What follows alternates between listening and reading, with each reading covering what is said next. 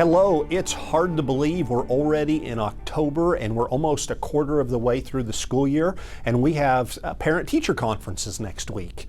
So first of all, I want to thank everyone for all of your work.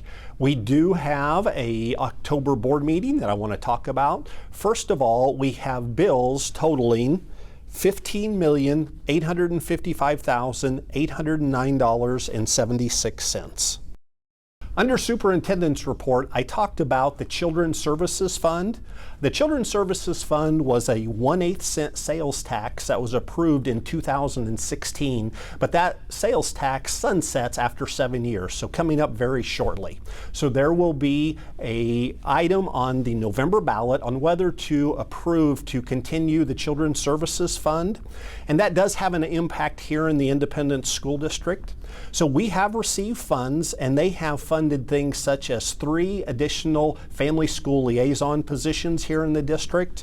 In addition to this, we did have another round of services that are provided through the Children's Services Fund. This includes 3 FSLs at the high schools to focus on our at-risk youth, and as well as our long-term suspension students, as well as an FSL at Independence Academy.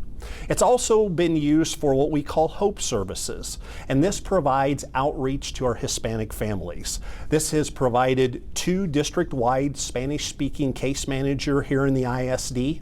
So if you look over the last 6 years, we have received funding totaling almost $1.8 million that benefits our students. So obviously this is an issue that we're keeping an eye on, and we do hope that during this November election that it does get reapproved.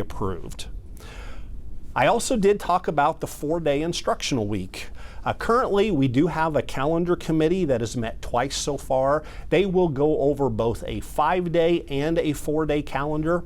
It's my hopes that in November, I will be able to bring forward to the Board of Education both of these calendars for approval. That way, in the future for next year, whether we go with a 5-day week or a 4-day week, we do have the calendar set up to do so. Also, we do have 2 additional committees that are meeting. The first one is, we call it the 5th Day Committee, and those are items that we are hoping to be able to implement on that 5th day. In other words, that day that we don't have students here during the school week. So we want to be able to provide services for our families. This could be a number of different things.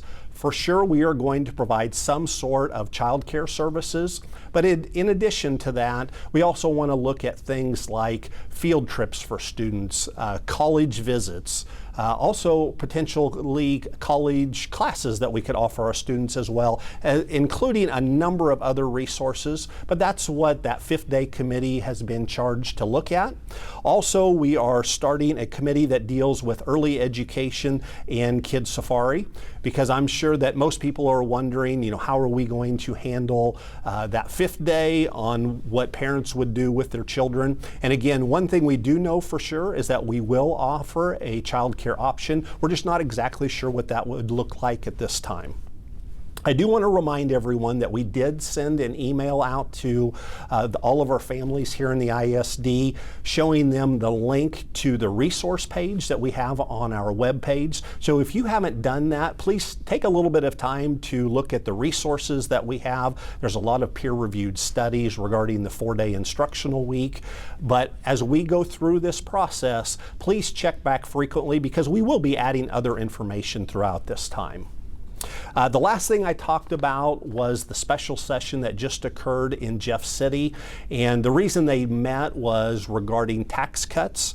And I understand that this could be something that many people do like, but it does have an impact potentially on education.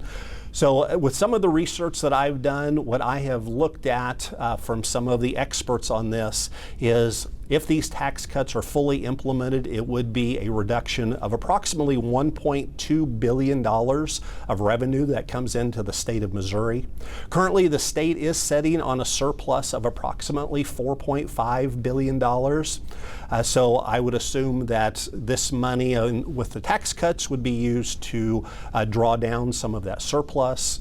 Certainly there's always a concern in education that, if that surplus is gone, will we see cuts in the future? So I say all of this just to inform you.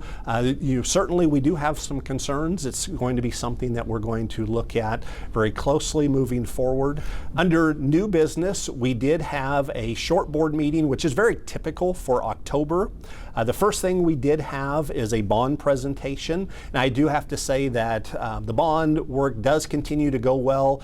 We've been hampered by a number of things throughout this entire process, including supply chain issues, trying to find workers to complete the projects, and certainly weather from time to time. But I'm very happy with the progress that we continue to make. Also, we had a presentation on the early education program. Our early ed program here in the ISD is something that we're very proud of. We have one of the largest early ed / Kid Safari programs in the entire state of Missouri. So it's something that was great to highlight during the board meeting. Item number 3 under new business was the approval of our bank services extension. Currently, we use Commerce Bank here in the ISD, and so the plan is to continue to use them throughout the remainder of this fiscal year, which goes through June 30th. At that time, we will bid these services out going into the future. Item number 4 was the approval to purchase Chromebooks. We did have 500 Chromebooks that we asked to be approved by the Board of Education. This was from CDWG under the Ed Plus contract. This totaled $140,770. These Chromebooks will be used to supplement where they are needed in our middle schools and high schools, as well as replacement Chromebooks. And we did have approximately 90 Chromebooks that will be going to elementary schools as well. So that is your October board meeting. Again, I do want to say thank you to everyone for all that you do for our kids here in the ISD. We've had a great start to the school year, and that credit goes to all of you. Have a great October.